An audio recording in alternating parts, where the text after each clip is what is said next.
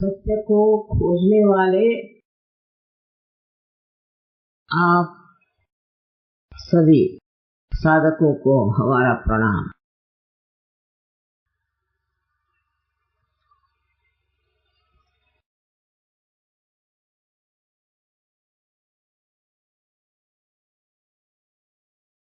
मैंने तो इतनी आशा नहीं की थी कि आप इतने लोग इतनी बड़ी तादाद में इस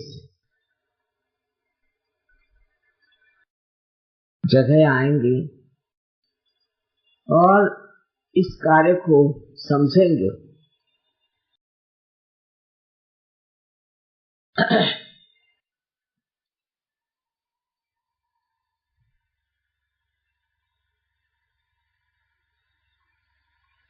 एक बार एक प्रोग्राम में हम जा रहे थे कि दौलताबाद जगह के नाम, उससे गुजर के एक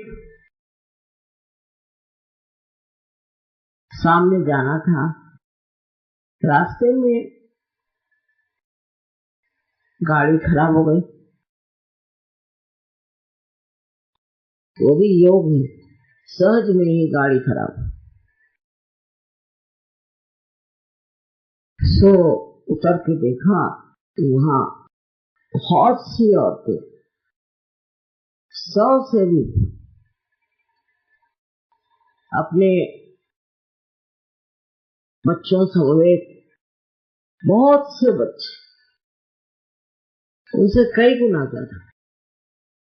तो वहां एक नल फूटा था, उससे पानी दे। ये धूप, बड़े फटे से कपड़े पहने हुए, इसी तरह सर पे चुन्नी दिए हुए, मुझे समझ में नहीं आया कि क्या हो रहा है। तो मैंने उनसे पूछा कि आप लोग यहाँ क्या कर रहे हो, यहाँ कैसे आए? तो उन्होंने कहा कि हम सब मुसलमान औरतें हैं और हमारा तलाक हो गया और ये हमारे बच्चे हैं, और जो मेहर थी वो बहुत ही थोड़ी थी, उसमें तो 1 महीना भी चलना मुश्किल था। लेकिन किसी तरह से हमें यहाँ काम मिल गया, तो हम यहाँ गिट्टी फोड़ते और रहते कहाँ हो?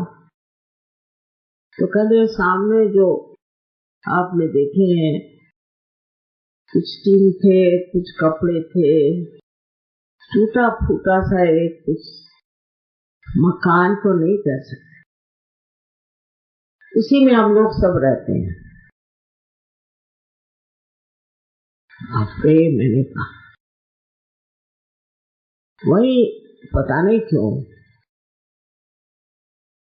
मुझे बहुत रोना है। और एक पत्थर पे बैठकर मैं रोने ही लगी। उस रोने से कुछ फर्क तो नहीं पड़ रहा था, लेकिन मेरे अंदर एक भावना आई कि हमारे देश में इतनी संस्कृति है, इतनी पवित्रता भी है, और औरतें अपने चरित्र को बहुत ऊंची चीज समझती। सब कुछ होते हुए भी हमारे देश में इतनी दुर्दशा क्यों? सो यही ख्याल आया कि जहाँ की माताएं इस प्रकार पीड़ित होंगी, उनके बच्चों का क्या हाल होगा? वो किस तरह से अपने बच्चों को पाल सकते हैं और उनको कौन सी शिक्षा दे सकते हैं? तब मेरे मन में ये विचार आया कि ऐसी एक कम से कम एक संस्था ऐसी बननी चाहिए कि जहाँ इस तरह की औरतें जिनका कोई सहारा नहीं, जो किसी तरह से जी रही है, उनके लिए कुछ न कुछ सहारा बनाना चाहिए। अब इसे काफी साल हो गए, लेकिन सहयोग में भी बहुत मैं व्यस्त रहती। और उत्तर प्रदेश तो मेरा ससुराल है, वहां जो मैंने देखा कि औरतों की कोई इज्जत नहीं, औरतों को कोई मानता नहीं, सब हावी।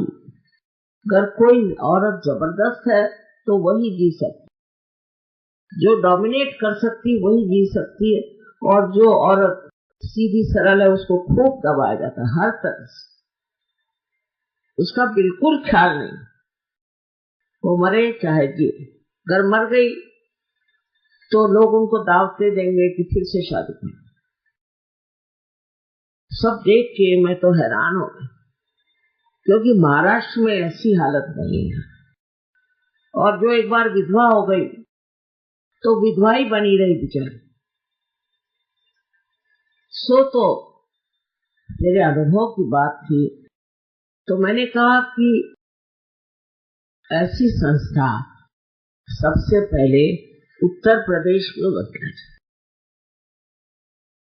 और बड़ी आनंद की बात कि उत्तर प्रदेश में ही ये संस्था शुरू हो रही।